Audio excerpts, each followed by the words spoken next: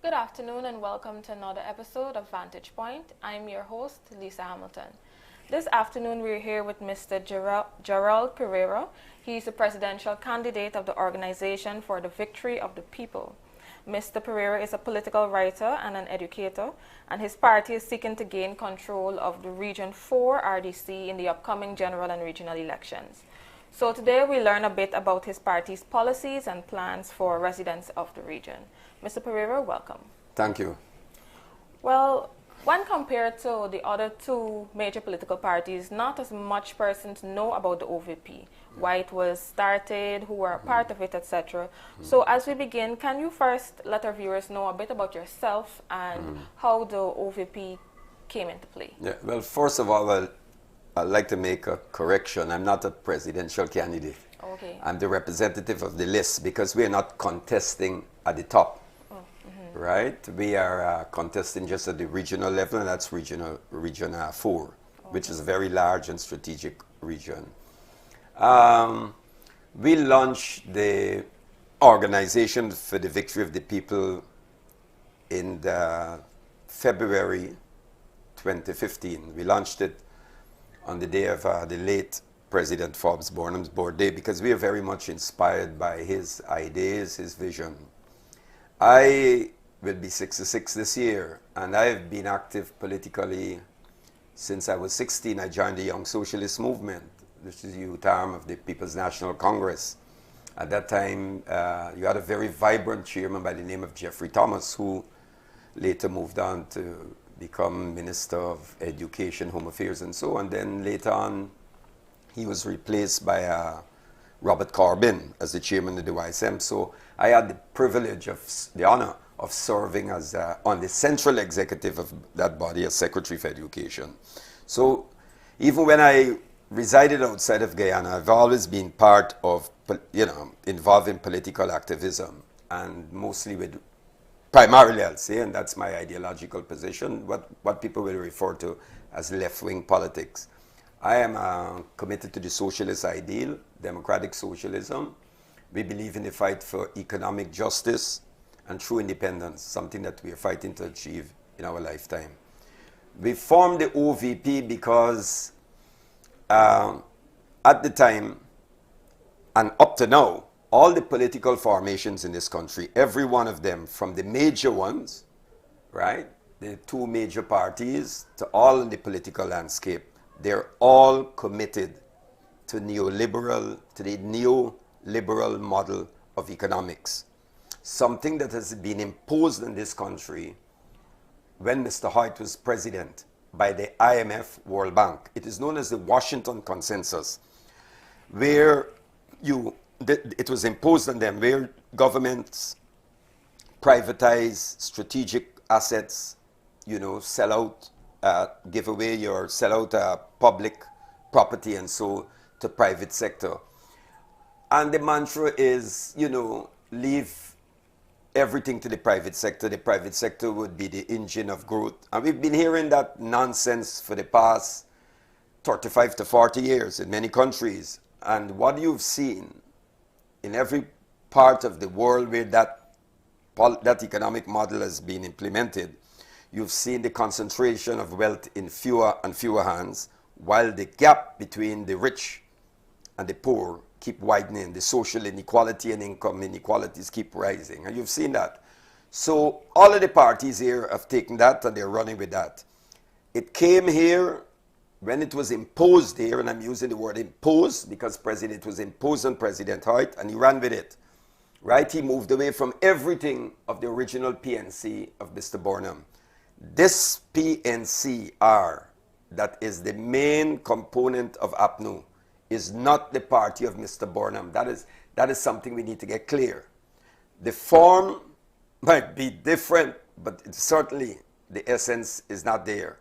So we in the OVP, we see ourselves as a continuator and heirs of that tradition of Forbes Burnham. We always say we are the real PNC.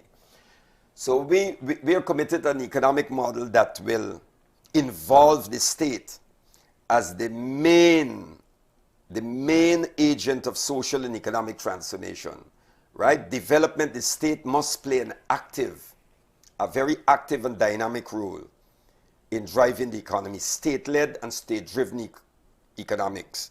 Of course, there is a role for the private sector. There's roles for the cooperative sector. But strategic resources of a country and finding jobs and creating jobs and building, providing infrastructural development and setting up, for example, what Mr. Burnham had. We had the cooperative bank, the mortgage finance bank, the agricultural development bank. We need these things. So the state has to play an active role. The state cannot leave things to the private sector. Private sector is not in the business of building country. No country on this earth has been built primarily by the private sector. That's not the role of the private sector. The private sector build their own business. And Mr. Perreira, as you mentioned that, you would have participated in the 2015 regional elections as well in Region 4. Yeah. Tell us, why did you decide to participate in the 2020 general and regional elections, knowing that this would be, as it has already been dubbed, the mother of all elections? Well, if you get back to 2015, right, you see, the thing about us is OVP, we understand our place in the scheme of things. Those who are involved in political activism, you have to study politics. You must. You have to study history, you have to study political economy and global trends that impact on our country, right? You just don't pop up, you have no history of activism and then you just suddenly you want to run for the presidency. I mean, come on. We know that we are a small party. We have a lot of supporters. Our membership is growing. But we understand the political architecture of this country. And we know that if we had participated at the presidential level, we couldn't win anything. So what we decided was, we said we were going to support APNU FC. Not because we agree with their policies as such, but because we saw them as a major force to dislodge the PPP. There was a great Chinese leader and political philosopher, Mao Zedong. And you can learn from everyone. You don't have to be a Maoist or a Marxist to learn from Mao Zedong. He wrote a very good piece, philosophical piece, on the correct handling of contradictions. And when you're handling contradictions, you must be able to see who is the principal enemy or the secondary enemy. And for us, at that time, and up to now, the principal enemy is the People's Progressive Party. Because the PPP was constructing an ethnocratic state in this country. And then we must remember that period with the disappearance of young people and the role of the Phantom Squad and all of that. So we urged the electorate to vote at the top of their ballot paper for APNU FC. Why? Because they were the major force to dislodge the PPP. But at the same time, we warned the electorate not to give APNU everything. Give them the top of your ballot paper and give OVP at the bottom, at the regional level. Because if we were to win this region, and that's our message again in 2020, we're urging voters to support APNU FC at the top of the ballot paper, but do not put all their eggs in one basket. We will be voting for APNU at the top, APNU plus AFC, but we want the regional vote, right? Because the RDCs in this country are toothless. They're toothless factotums of the government, of the central government. But if we win it, it will be something completely different. You ask the average person in Region 4, who's the chairperson of Region 4, they don't know. Because they play second fiddle, they do nothing. They're incompetent, they've done nothing for this region. Before we get into that, is this position shared by all of your supporters of OVP? Support the APNUFC at the top? Well, our membership, and that's our line. Because our line, we are guided by a political philosophy. We have an ideological position. Our people, we have the George James Institute, which is named after the great Guyanese scholar George Mona James, who wrote a book called Stolen Legacy. And we run classes for our people. We're in the business of educating our people. We are not a mere political party that pops up to contest elections like many of the political landscape. We are about raising people's consciousness, about empowering them, right? We're not like other parties. You see, they have rallies and people waving flag while they have cups filled with alcohol. That's not we're not into that. We're about conscientizing people, raising the level of consciousness, and showing that people are the decisive factor in social transformation. And there are no liberators. Mr. Granger, Mr. Jagdeo, no political party can liberate anybody. Liberation is a self-act. Fighting, we cannot fight individually. So we come together in organization. And collectively, we fight for liberation. But no political party is going to liberate anyone. And you've mentioned it twice now that the OVP understood where it stands and therefore would have contested where it stands to gain the most votes. Would you say that some other smaller parties or new parties would have therefore defeated themselves, for lack of a better term, by biting big? I agree with you. I think those parties that are contested, the small parties that are contesting at the presidential level, they're going to be wiped out. Because, as I said, you have to study politics. I don't think they understand what they're doing, but that's their business. I know, we know what we are doing. If your party succeeds in gaining control of Regions 4 RDC, you will have to work along with central government. You've made it clear that some of your views, or a lot of your views, differ. How do you plan to ensure that there's cooperation for progress? Because although you have different views and, you still have to come together to ensure that the people benefit. Correct. Okay. First of all, we would work along with the government. We will cooperate with them, but we will not be dictated to by anyone. Because we are independent, we are a revolutionary formation. We exist primarily to serve the people. Unlike many, we are not in the business. Political activism for us is not about making money. If you want to make money, get into business. But when you're in politics and political activism, it's to serve the people. We come in the tradition of Garveyite servant leadership. So we want to make that clear. Secondly, we do not, and I never ever refer to myself as a politician. I'm a political activist. Why? Because, first of all, we reject the concept of a professional politician. The politician is the deceiver, the liar, who tells the people what they want to hear. He makes promises to them. We don't make promises, we make commitment. They make promises to them, but when they get in, it's something completely different. We are here to serve the people, and we will listen to the people. And if the government is doing something or embarking on any project or program that is beneficial to the masses of this country, certainly we will be on board. But if it is not beneficial to the 99%, but only to the 1%, big business, whether it's local or foreign, we will stand up to them. You haven't yet been represented on the level, the OVP that is, of the RDC.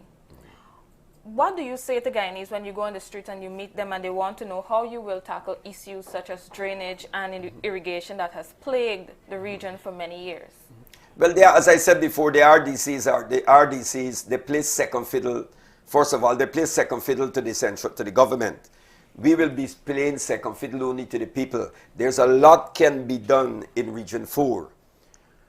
But you've never had a RDC, right, that is courageous and has taken the initiative to bring about any change. They just go along with what is done or whatever the government says or does. We will not be doing that. We will, first of all, what we will do, we will establish what we call People's Action Committees in every village throughout Region 4. The purpose of this is to involve the people in the decision-making process. We believe that of course, real democracy is the people having a say in the decisions that impact or affect their lives. You don't sit down in an office or in parliament, a few people, and decide what's good for the people without consulting the people. We need new mechanisms, right? Times are changing, and that is why there's a lot of apathy. That's why people are being turned off of political parties, because people are seeing the only time they need them is every 5 years to get their vote, and then they're forgotten.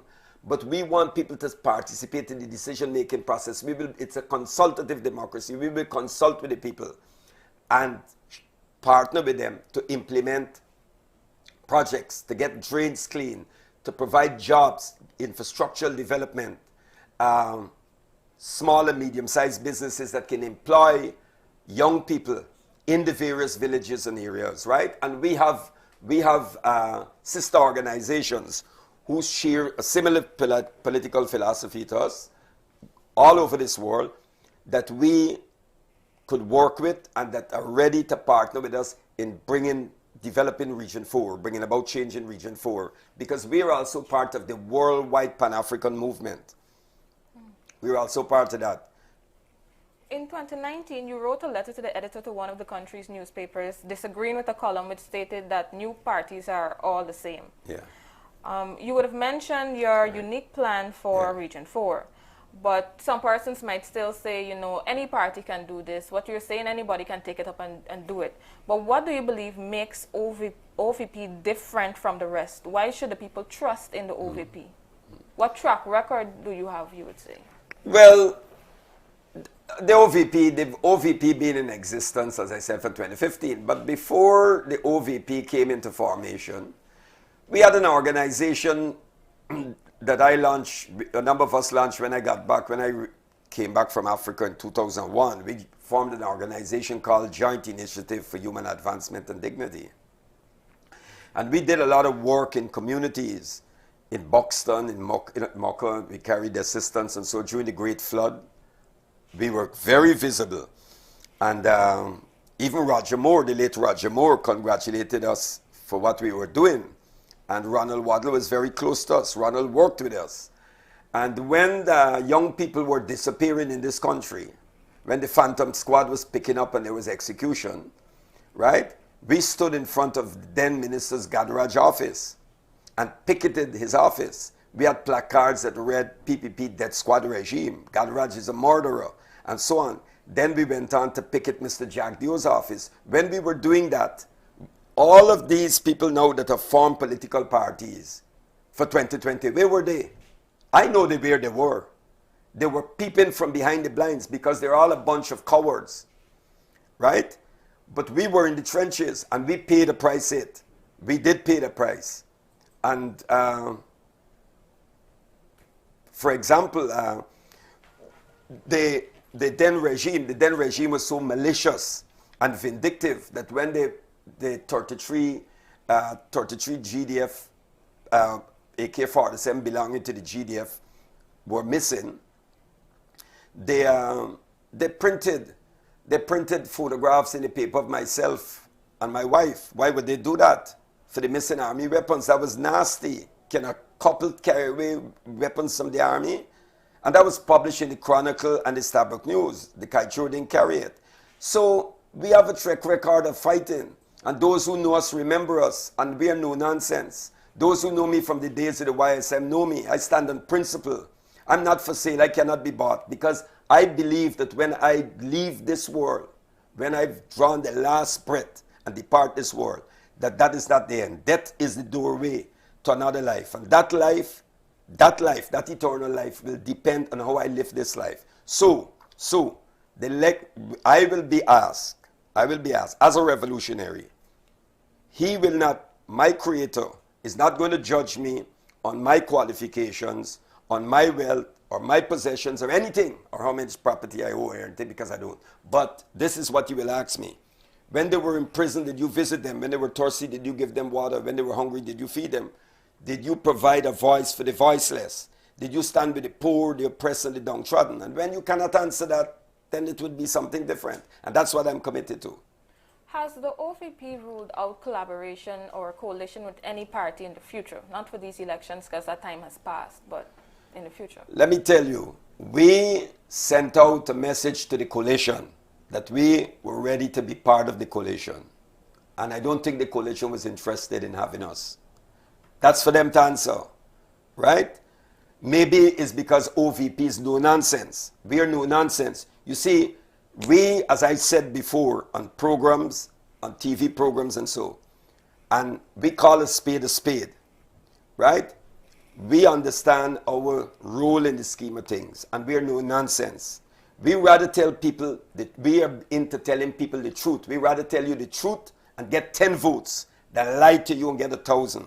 And the truth is that all the main political parties in this country and all the political parties are afraid of the forces of white supremacy. And the forces of white supremacy come in the form of ExxonMobil, they come in the form of IMF, World Bank, and many other institutions. USAID, and all of these. These are institutions and bodies of white supremacy, right? So we understand that. And as I said, OVP is the only formation in this country that is not afraid of the forces of white supremacy. The only entity we're afraid of, right, or have any sort of bow is to Almighty God. Nothing in flesh and blood, manifest in flesh and blood, we're afraid of. So we will stand up to those people and tell them what we have to tell them. Should the OVP perform successfully at the regional elections, do you see the party contesting at the general elections in the future? Well, this is what we say. We rather take one house and do a good job in it. Paint it properly, do a good job, and the people will be the judge. When the people see it, the people will say, well, look, you might as well take the other 9. So we want Region 4 first, and then we will take it from there. Okay, and now back to the topic of the RDCs. What would you improve upon on the Region 4 RDC? First of all, the way we will operate the RDC will be completely different to what you're seeing now. The RDCs will become the RDC will become a very vibrant body.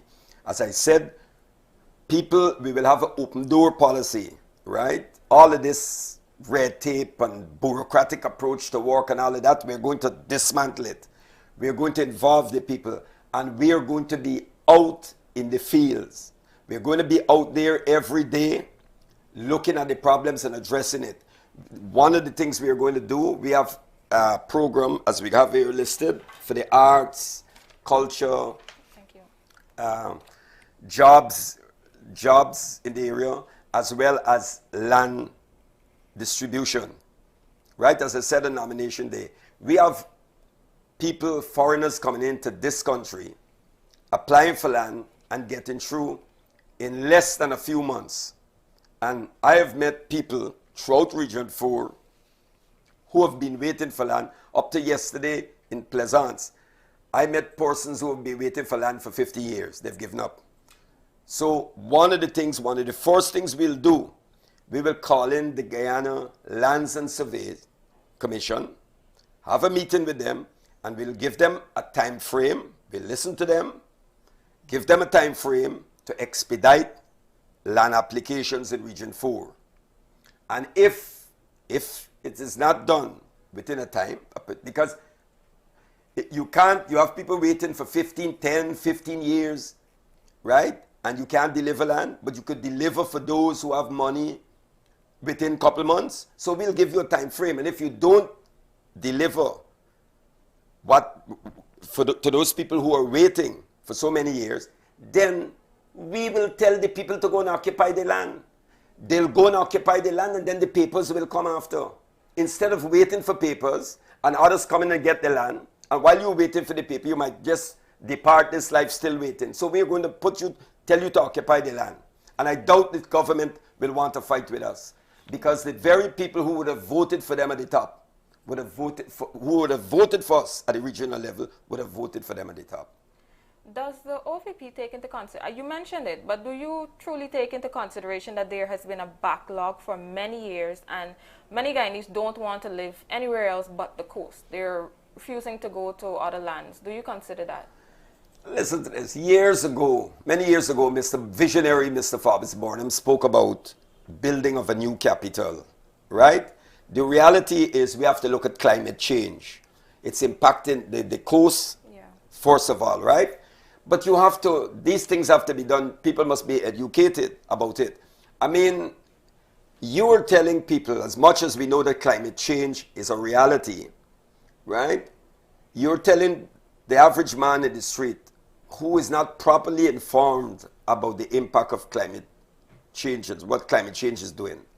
But you're expanding hotels right on the seawalls, building seawall along that, and big structures. So, it doesn't make to others who are looking on, it doesn't make sense. if you see what I mean, right? So the thing is that, of course, you have to encourage people, because the Constitution speaks of land to the tiller, both land to the tiller for agricultural purposes and social use. Of course, so housing and recreation and the arts and so. But the idea is to give people the lands they've been waiting for. This backlog thing, I think the backlog thing is just a joke. I think it's a put off, and I think people there's reasons for doing that. That's my honest opinion. Okay, I think they've used that excuse too long. There's some issues that you mentioned job creation, but there's some issues that... I mean, just before, sorry, disrupt. Go ahead. If you give me free land just along the Sparendam area to build a house, I would not take it. I would not take it, because you see what's happening with the rising tide, and so you see the overtapping of along the sea walls and so, right? When the water start coming over. So in 20 years, if so long, 15 years down the line, you don't know what's going to happen along this coast here. So you're encouraging Guyanese to move more inwards, definitely. Well, yes, it's good to move inwards and away from the coast and get more and more away from it. Okay, there are some issues that you mentioned that you're concerned about, such as unemployment, job creation, etc. But some of these issues would be better handled by the government, from central government, that is. What does the OVP hope that, you're in support of the AP and UAFC, what does the OVP hope that the AP and UAFC will do about certain things like job creation? I see you have here decriminalization of marijuana, etc. What are you pushing for, that is? Well, listen, the RDCs that I've said before have functioned just as an appendage of the government. They don't initiate anything that is creative, right? They don't. Now, of course, the region has a budget, but as I said, we have to find ways and assistance from others outside, external, agencies and people who could help you. But, of course, at the national level, the government has a policy in terms of job creation. And so, well, let's address that. In 2015, the government said, youth, vote for jobs. That's what they said in 2015. We said, impossible. That we told people then that it wouldn't happen. How did we know that? We didn't pluck that from the sky, because we study political economy. We know the particular model of economic development that the government adheres to, right? So we said, no, they can't create jobs for youth.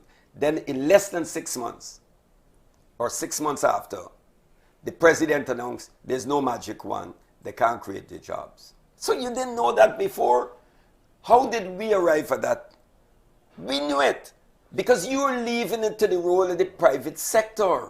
You have to go there. You have to lead the charge. There are a lot of skilled young people around the place. You have to create a pool. You got to tap in, create a database. You have all of those people, plumbers and mechanics and everybody in areas.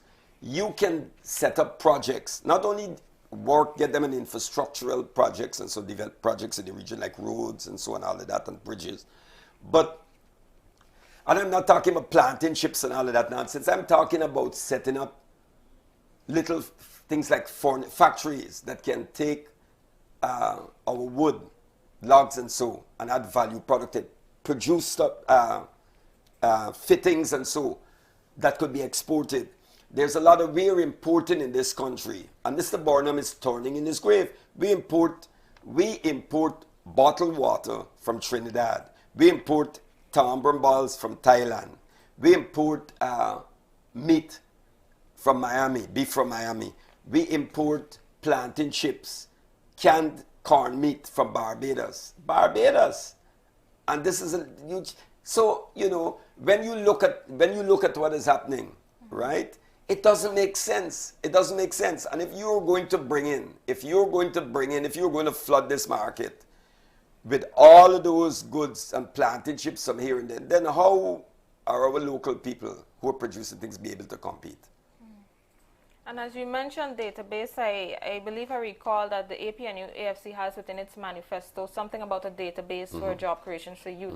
So some of these ideas are being looked at, you would say. Well, you could create the base and it could just lie there for the next 5 years. Right? But you have to have the will, the courage, and if you to implement it. Do you have any concerns about health and education in Region 4?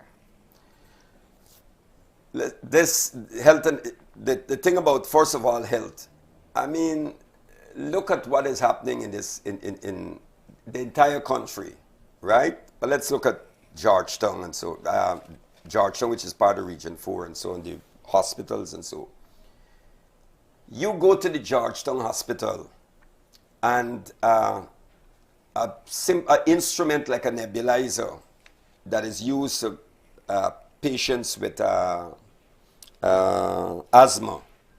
You go there, and some of the nebulizers are not working, and you have people who are waiting, other asthma patients waiting while the others are finished to use that. You know, you could buy how much money, the money that is used that you spent on a lot of these flags all over the place. You know how much nebulizers that can purchase? What is happening in this country? Take, for example, when the ministers are sick or they need medical assistance, where do they go? Where do they go? They go to Ireland, you go to Cuba, you go to the United States for your medical treatment. They don't even go to the private hospitals here. So you have people who are voting for persons who do not utilize our health services, right? Because they know it's not good. And if you voted for them, and they can go abroad for medical treatment, but you can't go and you have to suffer the Georgetown Hospital, then you are saying, right, consciously or unconsciously, that they're superior to you and you're inferior. They deserve great and good services, and you deserve lesser or inferior services. So do you have any specific so what we need to do, as to how you can we need health centers. We need to have more health centers throughout the region, and they must have basic equipment, right? Unless, countries have done it. Okay. I have seen it in the Libyan Jamahiriya under Muammar Gaddafi. They had hospitals and medical centers. So if you had a thing, you could have gone to a medical center and get anything, unless it was something serious that you will go to the hospital. So you didn't have to run down to the George. If you were living in Charlestown, right, for example, right, there is a medical center in Charlestown. If you're in Kitty, there's one in Kitty. The place was dotted with medical centers. That's how you do it. That's how you have to do it. Education too, right?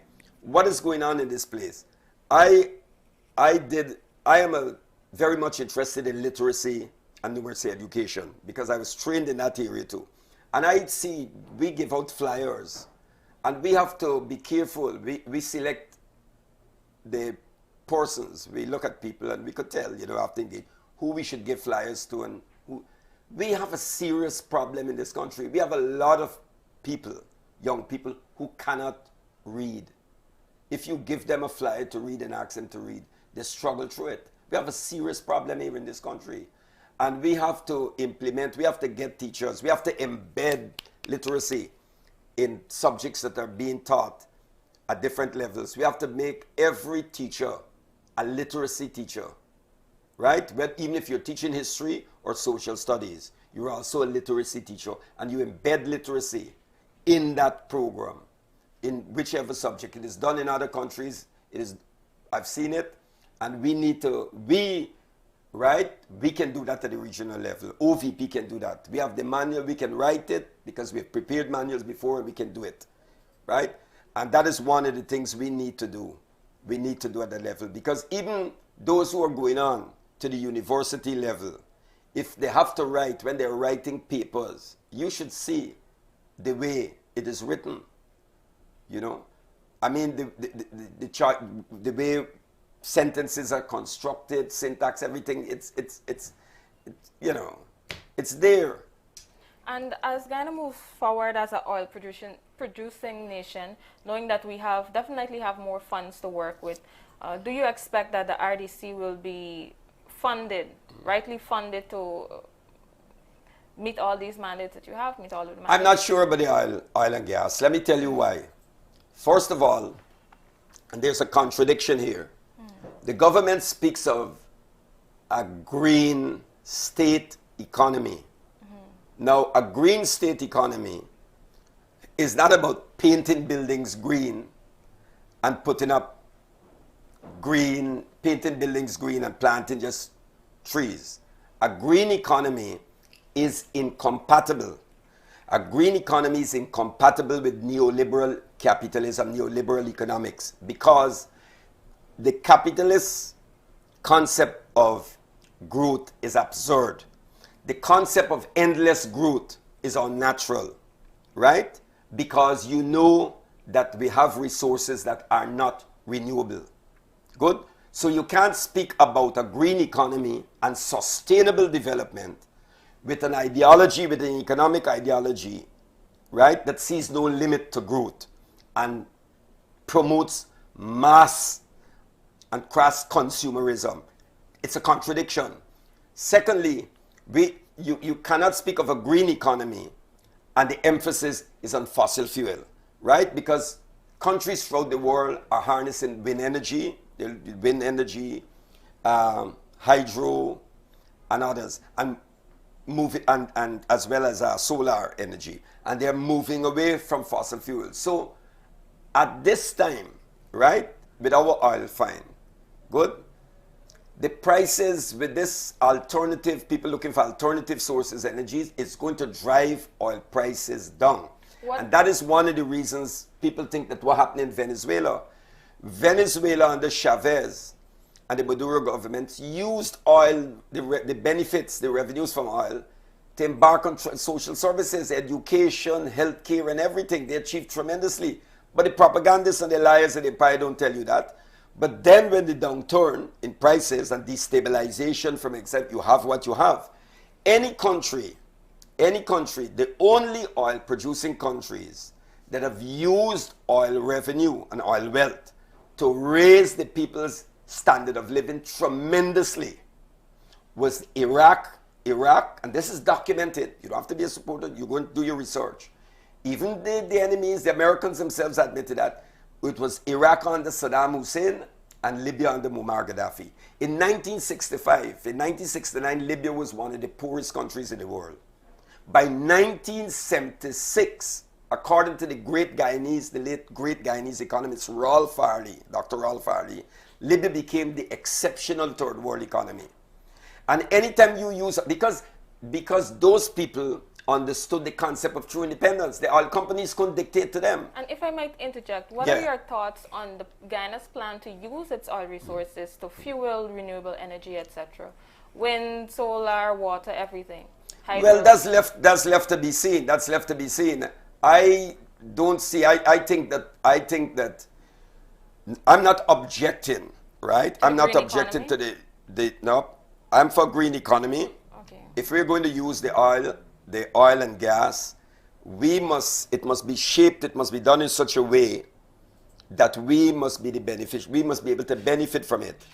I don't see how after we've signed away $55 billion,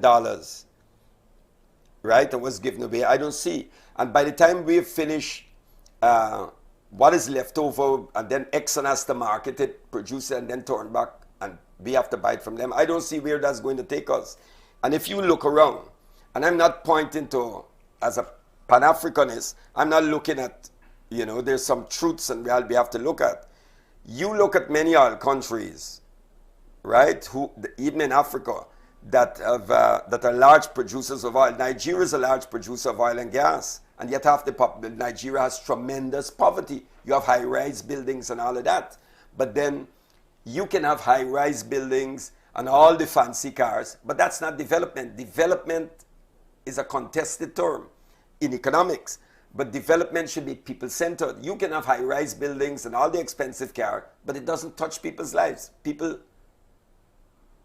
can still be on the margins of the society, and that's why President Burnham once said He said, we don't want a society. Our idea, we wanted to build a society where the value and emphasis is on the human person rather than profits. We don't want a society where we have Cadillacs, as he said, and waiters and pimps alongside Cadillacs and fancy buildings. Now, Mr. Perreira, you've given your support to the APNU AFC for the management of Guyana for the next 5 years and who knows. Tactically. Yes, yeah. Tactically. One of the concerns of some political parties contesting in the elections is that our leaders are men of age. You yourself, you mentioned you're in your 60s, right? Mm-hmm. What are your thoughts on the leadership of President David Granger as well as the leadership of yourself and contrast that with the need for youths to be involved in government? Of course, I guess, age, wisdom comes with age to a certain extent. I think some people could age and there's no wisdom. Of course, we have to get the youth involved, and we are pushing. We have a lot of young people in our organization. And I want to be able to make the exit. I want to be able to move on, right? And act as just a mentor and facilitator and all of that, right? And I want our young people to run things. But having said that also, this is what we must look at. President Granger is a man, apart from his age, President Granger, you cannot take that away from him. People like President Granger, they read. People like Minister Carl Greenidge and those people, they read. They are readers. I'm a person, I don't feel well. I don't feel good unless I have to read every day. I can read 9-10 books one time chapter. I have to read. Reading is like eating. If I don't read, I don't feel good. I follow everything you have to keep up. But what I'm saying is, yes, the youth, we're talking about the youth taking the charge and youth leading, but many of our youth are not doing what is required of them. So I am not one who's going to say, let Mr. Green just step aside because he's 70-something or not. No. Right? We have to prepare the young people, and the young people have to be responsible. Young people have to get on board, right? If we're going to bring about change, then you have to be informed, right? I know, for example, a particular person who donated almost his entire library to school. He went to the headmistress and said, look, I'm giving you all these cartoons of books. And she said, what am I going to do with it? He said, what do you mean? It's for the school library. And she replied saying, they don't use the school library. They don't read. That's serious. Now, I'm not saying that all the youth are like that, but I'm saying that many of us, myself, Mr. Granger, and even the Prime Minister, many others, we were products of a different time. We read. The TV was nowhere around. In my days, you couldn't bring a book, whether it was by Paulo Freire or Marcus Garvey or somebody, and show it to someone of your friends, because they will snatch it out your hand and run away and say, I want to read it before you. That type of thing doesn't happen now.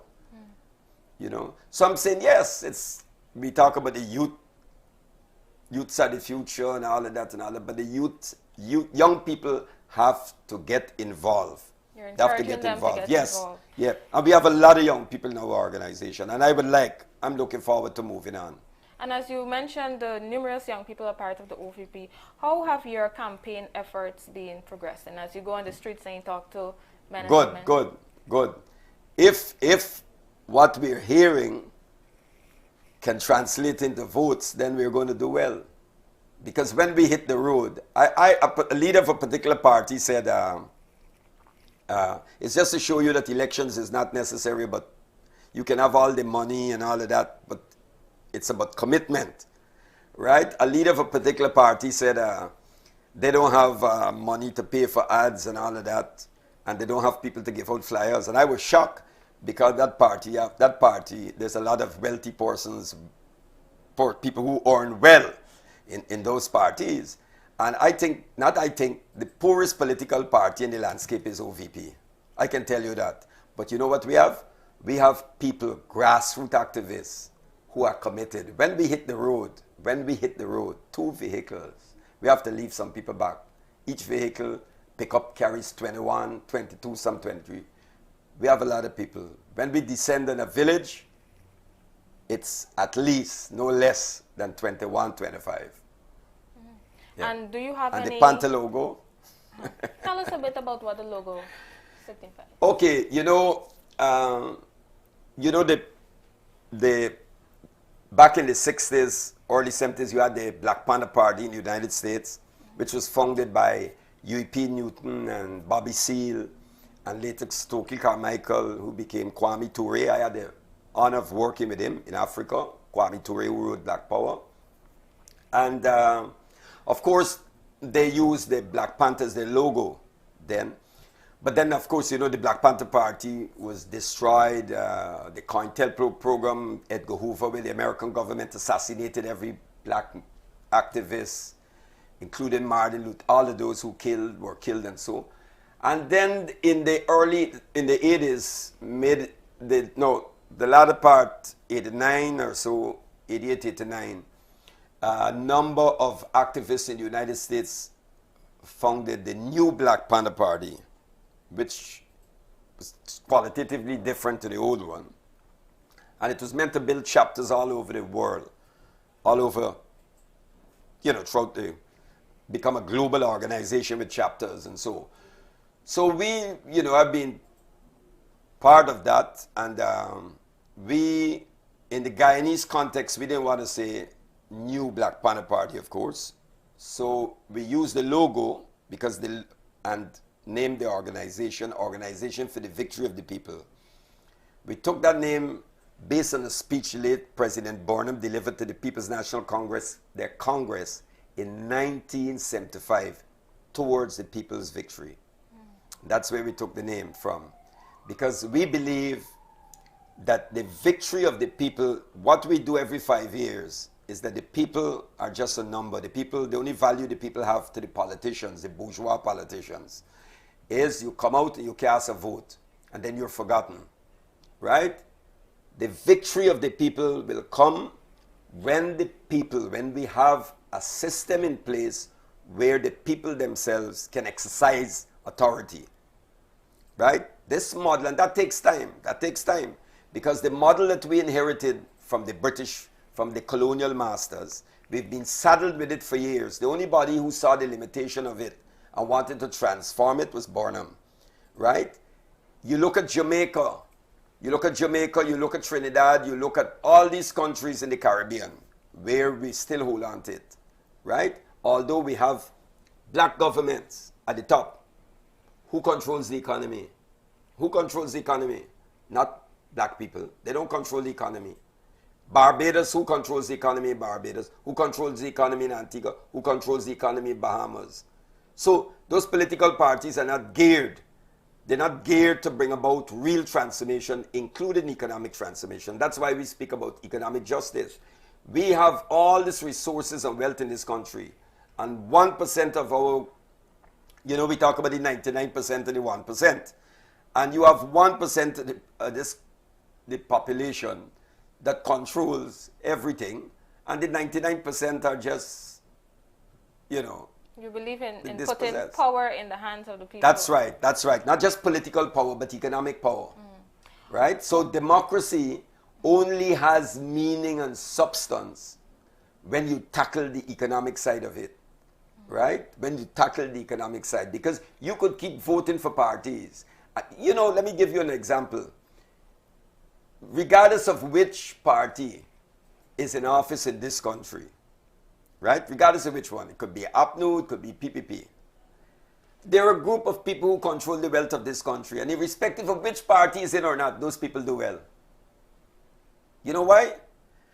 Because they give money to the two Leviathans.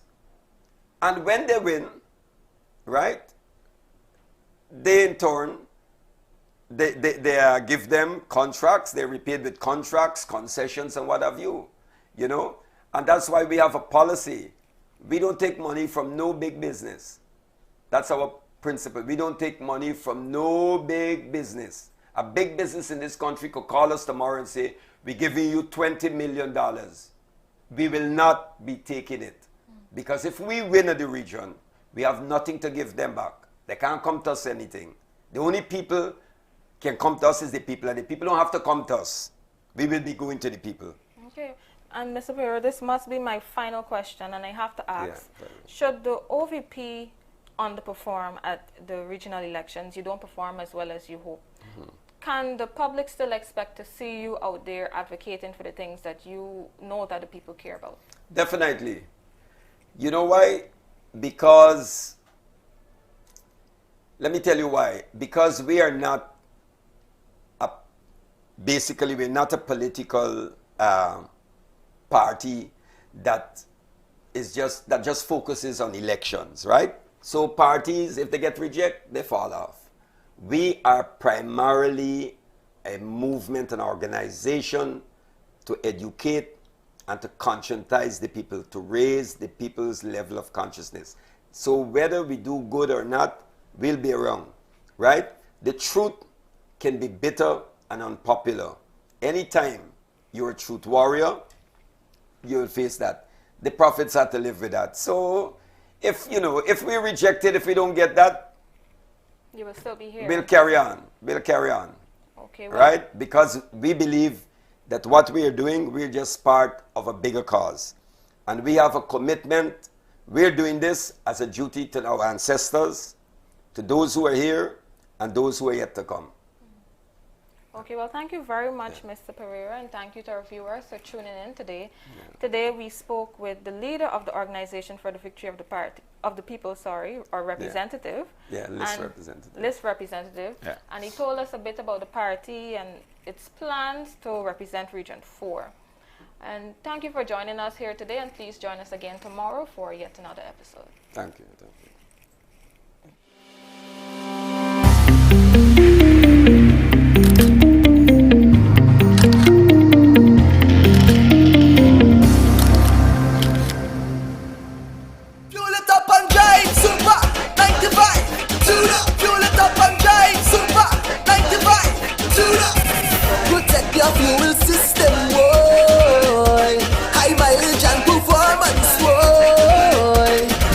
Super 95 gasoline gives you more reasons to drive and is available at 56 service stations nationwide.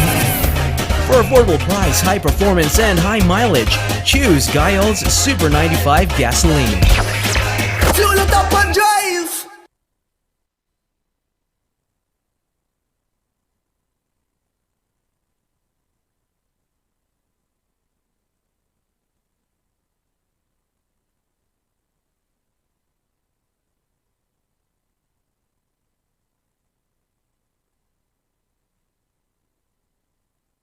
The voting process. Once you have been identified as the elector you claim to be, you would be given a ballot paper that is stamped at the back, top and bottom halves in your presence. On the ballot paper, provision is made for you to vote twice. Once at the top section where you vote for the party of your choice in the general election, and once at the bottom section where you vote for the party of your choice in the regional election. Make your mark in the box provided on the right of your choice. After you have voted, fold the ballot paper as shown by the election official. Dip the first joint of your right index finger in the ink provided and place the ballot paper in the ballot box that is there for this purpose. You would then have to peacefully depart the polling station. For more information, contact GCOM on 225-027729, 223-9653, email pro@gcom.org.gy, or visit GCOM's website at www.gcom.org.gy.